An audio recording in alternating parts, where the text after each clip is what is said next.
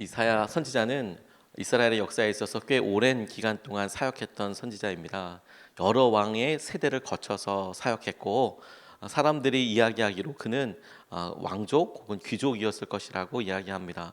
굉장히 높은 직위에 있었던 사람으로서 왕에게 직접 조언할 수도 있었고 그에게 하나님의 말씀을 대언할 수도 있었고 그가 살았던 시대에 많은 이스라엘 백성들에게 남유다 사람들에게 존경받던 사람이었습니다. 이사야의 시대만 해도 북이스라엘과 남유다가 공존하고 있었던 시기였고 북이스라엘은 엄청난 패망의 길을 갖고 있었던 우상 숭배로 가득하고 패역의 길을 겪고 있었던 시기였으며 남유다는 북이스라엘에 비해서는 조금 그래도 낫다라고 이야기할 수 있을 만큼의 세대였는데 이사야는 그 남유다에서 왕실에서 가깝게 사역하던 선지자였습니다. 이사야서를 처음 시작하면서 하나님께서 이사야를 통해 하나님의 말씀이 하나님의 마음이 어땠는지에 대해서 처음 열자마자 바로 쏟아내듯이 이야기하고 계시는데요. 주님께서 이런 이야기를 통하여 주님의 본심과 함께 우리에게 요구하시는 것에 주목하게 되었습니다. 주님께서 우리를 고난의 웅덩이 어려운 시기 가운데 있게 하시는 것을 깨닫게 하시고 어떻게 우리의 삶에 다가오시고 어떤 마음이신지를 우리에게 보여주시는 것을 통하여 위로의 한 발자국 다가갈 수 있도록 초청하신다고 저는 생각하게 됐습니다. 오늘 말씀을 통해서 우리가 첫 번째로 같이 붙잡고 기도하고 질문해보고 싶은 것은 뭐냐면 우리의 믿음 상태를 점검해 보자 하는 것입니다. 우리는 지금 잘 가고 있는가? 우리의 믿음은 괜찮은 건가? 하는 질문을 이사야를 통해서 우리 자신에게 던져 보아야겠다고 생각하게 되었습니다. 4절 말씀을 보면 슬프다 죄 지은 민족, 헛물이 많은 백성, 흉악한 종자, 타락한 자식들, 너희가 주님을 버렸구나. 이스라엘의 거룩하신 분을 업신여겨서 등을 돌리고 말았구나 라고 이렇게 이야기합니다. 우리 자신의 생각에 대해서 여러분 우리가 한번 이 시간에 이 40일 특세를 시작하면서 조심스럽게 조용히 한번 질문해 보았으면 좋겠습니다. 저와 여러분들이 각자 자신에게 우리의 믿음 생활은 어떻습니까? 우리의 생활은 괜찮습니까? 우리가 코로나19를 지나고 있는 이 시기에 우리의 믿음은 주님 앞에 보기에 주님께서 보시기에 괜찮은 겁니까? 잘 하고 있는 것입니까? 이런 질문을 우리가 꽤 오랫동안 하지 않고 어려운 시기, 고난의 웅덩이, 우리의 삶에 우리가 이렇게 살아도 된다고 이야기하는 수없이 많은 일들을 그냥 그렇게 타협하면서 그래 우리가 이렇게 하는 데는 이유가 있어. 힘들기 때문이고 돈이 없기 때문이고 자녀들이 고난 가운데 있기 때문이고 우리가 오랫동안 이런 가난의 시기를 겪었기 때문이고 관계가 어렵기 때문이고 우리가 우리 자신의 믿음 생활을 그대로 변명할 수 있는 수백 가지 우리 스스로는 합당하다고 이야기하는 그런 변명거리들이 우리에게 있어서 주님께서 보시기에 지금 우리의 믿음이 어떻게 보이는가에 대해서 질문하고 집요하게 그 문제를 찾아서 물어가며 순종해 나가기보다 어느 순간에 우리에게 맞도록 우리에게 편리하도록 그렇게 맞춰가고 있는 믿음을 혹시 발견하게 되는 것은 아닐까. 그 질문이 우리에게 중요한 게 무엇이냐면 이사야가 말하고 있는 이 말 너희들이 도대체 이스라엘의 거룩한 분을 업신여겨서 등을 돌리고 말았다라고 이야기하고 있는 이 선포가 우리의 마음속에 그냥 번쩍 다가오면서 이렇게 말씀하시는 거죠. 이사야를 통해서 말씀하시는 하나님께서 뭐라고 이야기하시냐 평가가 니들이 나를 버렸다라고 이야기하고 계신다라는 거예요. 근데 여러분 이것이 이 시대를 생각하고 묵상할수록 우리에게 충격이 되는 것은 무엇이냐면 이 말씀을 지금 북이스라엘에 하는 게 아니라 남유다에 하고 있다라는 거예요. 당시에는 북이스라엘이 있어서 우상 숭배로 충만했고 거기는 패역함이 음란함이 정말 극에 달해서 얘네들은 어떻게 기회를 줘도 안 되겠구나 계속 그런 시기들을 살아가고 있었어요. 그런데 남유다는 요아스의 시대는 이스라엘의 3대 악한 왕으로 꼽힐 만큼 어마어마하게 나쁜 짓을 많이 하기도 했습니다. 남유다는. 그런데 우시아 시대는 좀 괜찮았어요. 우시아가 나병에 걸려서 마지막을 맞게 됐거든요. 그 아들 요담은 자기 아버지 우시아가 제단에서 자기가 예배드리겠다고 막 이렇게 이야기하다가 나병에 걸리는 것을 직접 봤어요. 그래서 그는 괜찮게 믿음 생활을 하는 거라 했다라고 심지어 나와 있기도 합니다. 그런데 여러분 히스기야는 어떻습니까? 히스기야는 그의 삶에 있어서 하나님을 여러 번 경험하기도 하고 그가 죽을 법한 병에서 고침받기도 하고 외적이 쳐들어왔을 때 말도 안 되는 방법으로 하나님께서 히스기야를 이스라엘을 구원해 주시기도 하지 않으셨습니까? 그런데 그런 모든 시기들 모든 왕들 그래도 괜찮다고 이야기할 수 있는 그 남유다의 왕들이 살고 있었던 시대에 이사야가 왕을 포함한 남유다 백성들에게 뭐라고 이야기하고 있냐면 너희들이 나를 버렸다라고 이야기하고 있는 거예요. 이게 제게는 너무 마음이 섬뜩하게 놀라게 됐어요. 괜찮다라고. 하나님 북이스라엘도 있다고. 하나님을 떠나간 사람도 있다고요. 세상에서 저렇게 살아가는 사람도 있다고요. 우리는 괜찮다고요. 나는 그래도 지금은 노력하고 있다고요. 주님 노력하고 있다고요 라는 마음을 가지고 살아가고 있는데 갑자기 주님께서는 너희가 나에 대해서 등을 돌렸다라고 이야기하고 계시는 거예요. 그렇게 말씀하시고 나니 우리의 상황이 거울에 비친 듯이 그대로 비춰지는 거예요. 하나님, 우리의 편의대로, 우리의 편리대로, 우리가 우리 마음의 소욕대로 이렇게 살아가고 있었다고 주님은 생각하고 계셨고, 그것을 보고 주님은 너희가 나를 버렸다라고 이야기하고 계시고, 그것을 통하여서 주님께서는 북이스라엘 멸망하는 것보다 니들이 더 커다란 문제다라고 이야기하고 계신다라고 제게 느껴지게 됐어요. 상황이 그래도 나았던 시기에 하나님께서는 우리를 어떻게 여기실까? 고난의 웅덩이가 더 커지고 우리에게 우리의 지금 상황과 우리의 이 연약한 믿음을 설명할 수 있는 아주 좋은 변명거리가 있다고 하더라도 그럼에도 불구하고 우리를 부르시는 하나님 앞에 이 변명이, 이 말이 되겠는가 하는 거예요. 이것이 되겠는가? 이 주님께서 이것을 보시고 납득하실까?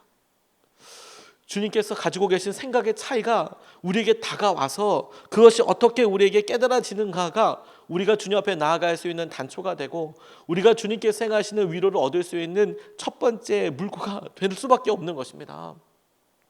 부부 사이를 떠올려 보십시오.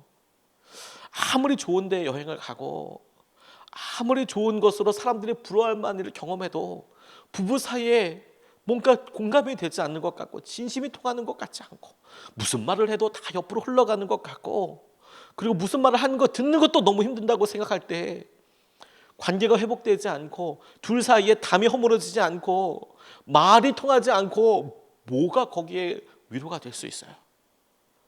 내가 사랑하는 사람, 나를 사랑하는 사람의 마음이 어떤지에 대해서, 나를 생각하고 있는 그 사람의 마음이 어떤지에 대해서, 내가 어떻게 비추고 있는지에 대해서 내가 알아야, 그래야 화목이 되고 그래야 그 한계를 넘어설 수 있고 그래야 진정한 공감과 동행을 경험하게 되는 거 아니겠습니까?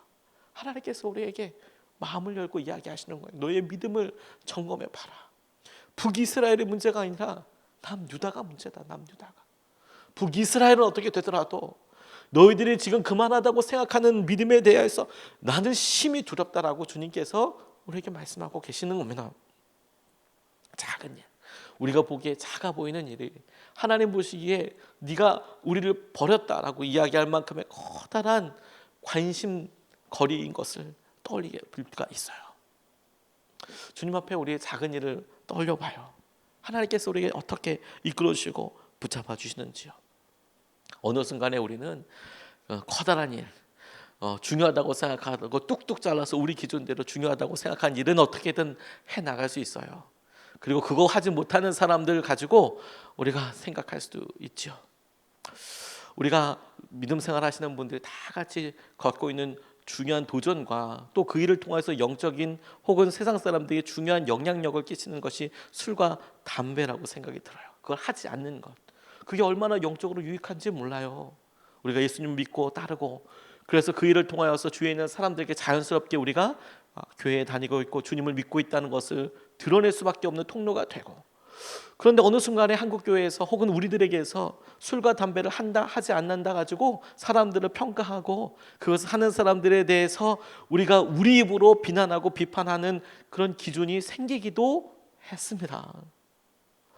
우리가 영적인 유익이 없다는 것이 아니라 반드시 해야 될 좋은 유산이고 도전이고 습관인 것을 인정하면서 동시에 어느 순간에 우리가 그런 일을 하고 그런 일을 하는 사람들에 대해서 비난의 잣대, 비판의 잣대로 설명을 하면서 하나님께서 우리 가운데 그래, 비난과 비판, 우리 그래, 술과 담배, 보이는 일, 그것 외에, 그거 외에 주님께서는 우리에게 사랑하라, 싸우지 마라, 비난하지 마라, 주님을 예배하라, 기뻐하라, 주님께서 중요하다고 생각하시는 많은 일들에 대하여 너무도 버젓이 사람들과 버젓이 싸우고 버젓이 미워하고 버젓이 분노하고 이런 것들은 그대로 갖고 있는 채 우리가 보기에 지켜왔고 여전히 할 수 있고, 그리고 그 일이 중요하다고 생각하는 일을 꼭꼭 집어서 하는 것으로 인해서 우리는 괜찮은 믿음 생활을 하고 있다라고 스스로 자족하고 있는 거예요. 스스로 자족하고 있는 거예요. 하나님은 그것을 보시고 아니야, 야, 아니야.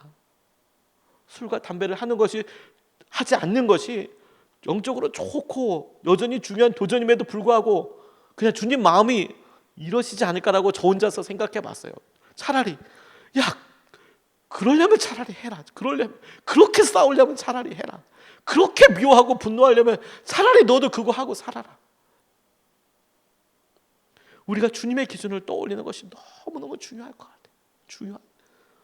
사랑하는 마음에서 그 모든 것들을 능히 절제하고 주님을 사랑하기 때문에 그 모든 일들 가운데 능히 주님을 선택하고 순종하고, 그래서 그 모든 일을 하지 않아도 감사하고, 그래서 주의 놀라운 말씀이 우리 가운데 실제가 되고 순종하라 말씀하신 일들이 우리에게 놀라운 주의 능력이 되어서 따라갈 수 있는 것 아니겠습니까?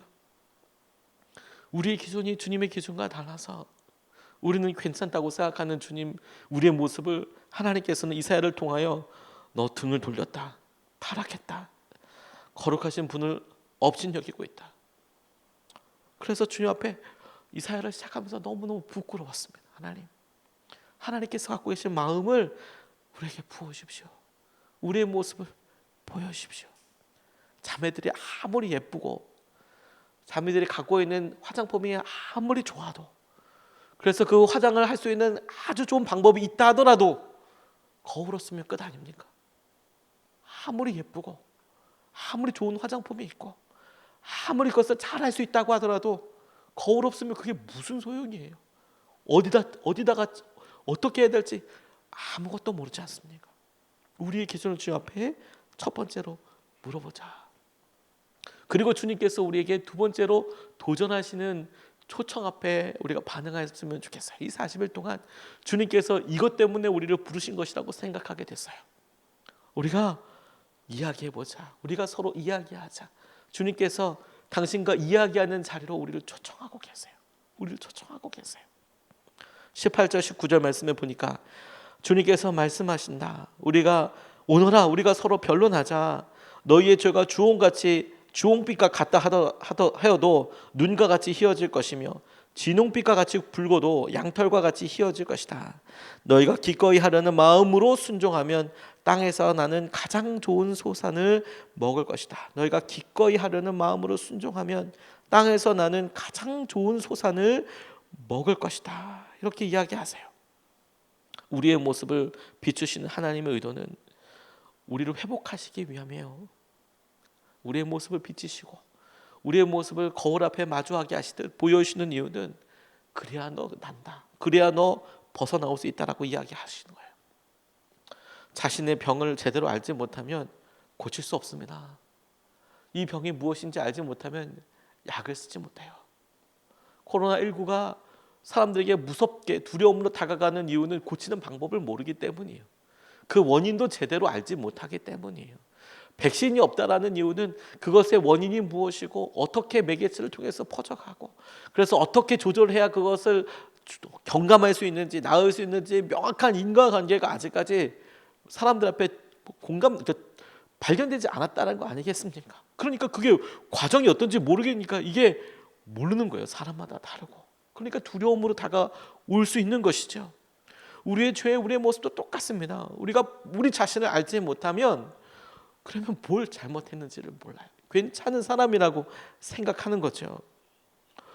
우리의 영적인 상황을 알아야 주님이 하시는 일을 알아보일 수 있어요. 그리고 나아가서 돌이킬 수 있어요. 돌이켜야 하는 거구나.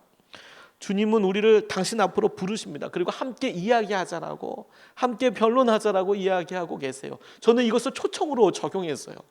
우리가 같이 이야기하자. 야, 우리 같이 이야기하자라고 이야기하세요. 그리고 그 이야기하자라고 이야기하실 때 그렇게 초청하시는 이유와 목적을 감사하게 됐어요. 하나님께서 패역한 모습을 보고 북이스라엘이나 너희나 똑같다. 세상을 등지고 나간 너희들이나 이곳에서 있는 우리들이나 똑같다라고 이야기하시고 주님의 모습에서 그냥 멸망시켜 버려도 우리가 아무 할 말이 없잖아요. 그런데 우리에게 이야기하자라고 이야기하고 계세요. 변론하자라고 이야기하고 가세요. 왜요? 목적이 뭘까요? 그렇게 이야기하자라는 것의 목적이 우리를 비난하기 위해서가 아닙니다. 우리가 대화를 할 때 우리가 준비가 되어 있지 않은데 그 분이 아무리 우리를 사랑하고 아무리 우리를 염려해서 툭 좋은 말을 해주더라도 우리가 준비되어 있지 않을 때 그렇게 말이 확 다가오면 비난처럼 느껴지고 너무 큰 상처로 다가오고 어떤 때는 그 말 때문에 막 자다가도 벌떡벌떡 숨쉬게 되는 일들이 어디 한두 가지입니까? 근데 주님이 우리의 죄에 대해서 우리의 연약함에 대해서 우리 이야기하자. 우리 같이 함께 이야기하자. 이 이야기는 풀어나가면서 서로의 공감과 납득을 전제로 하고 있어요. 그냥 일방적으로 우리 서로의 감정을 막 다 쏟아내자 이게 아니고 서로가 이야기를 해요. 그리고 그 이야기가 오래 여러 번 지속되는 것을 통해서 서로가 서로를 납득하게 돼요. 혹은 서로가 서로에게 얼마나 다른지도 알게 돼요. 아, 이렇게 다르군요. 이렇게 달라서. 그래서 우리가 이렇게 해야 하는 거군요. 서로의 모습을 납득하게 될 뿐만 아니라 얼마나 다른지를 서로 이해하게 돼요. 그래서 서로에게 있어서 필요한 것들을 조율할 수 있게 됩니다. 아무리 우리가 선한 마음을 갖고 있어도 우리가 사랑하는 사람 혹은 우리의 사랑을 받을 사람이 우리가 이해하지도 못하고 우리가 알지도 못한다면 뭐 어떻게 해줄 수가 있겠어요? 그게 속박이고 그게 어려운 것 아니겠습니까? 그런데 하나님이 우리에게 이야기하자. 하나님의 입장과 모습과 관점에서 연약한 우리를 일방적으로 이야기하시는 것이 아니라 우리가 얼마나 다른지 내 마음이 어떤지 이야기해보자. 이것은 자발적으로 주님께서 우리를 돌이키시기를 기다리고 계신다. 폭력과 위협이 아니라 말씀과 약속을 통하여 우리를 납득시키시고 그리고 그 과정을 주님께서 직접 하시겠다라는 거예요. 우리가 서로 이야기하자. 그리고 이야기하자라는 그 테이블에 주님께서 앉으셔서 우리 같이 이야기하자. 이 말의 뜻은 내가 너를 납득시킬 거야. 내가 너를 알게 할 거야. 내가 너와 함께하게 할 거야. 그렇게 말씀하시는 거 아니겠습니까? 시간을 가지시겠다고. 옛날에 원님이 강상의 죄를 저지른 죄인을 다스릴 때 이렇게 판결을 내렸다고 해요. 강상의 죄란 도저히 있어서는 안 된다고 여기는 경국대전에 속해 있는 몇 가지 죄 중에 한 가지인데 그 강상의 죄 중에서도 최고로 나쁜 죄는 무엇이었냐면 자녀가 감히 부모를 해하였을 때입니다. 이건 용서가 되진 않았어요. 강상의 죄라고 해서 최고로 아주 그냥 바로 죽였습니다. 자녀가 부모를 해하였다는 것에 대해서 용서가 없었어요. 매몰차게 죽였습니다. 당연히 그래야만 하죠. 성경에도 그렇게 나와 있어요. 그런데요, 부모를 그렇게 해하해 놓고서 얘가 모르는 거예요, 아들이. 그러니까 원님이 했던 판결이 뭐냐면요, 그에게 글 공부를 시켰습니다. 네가 한 일이 뭔지 그에게 공부를 시켰어요.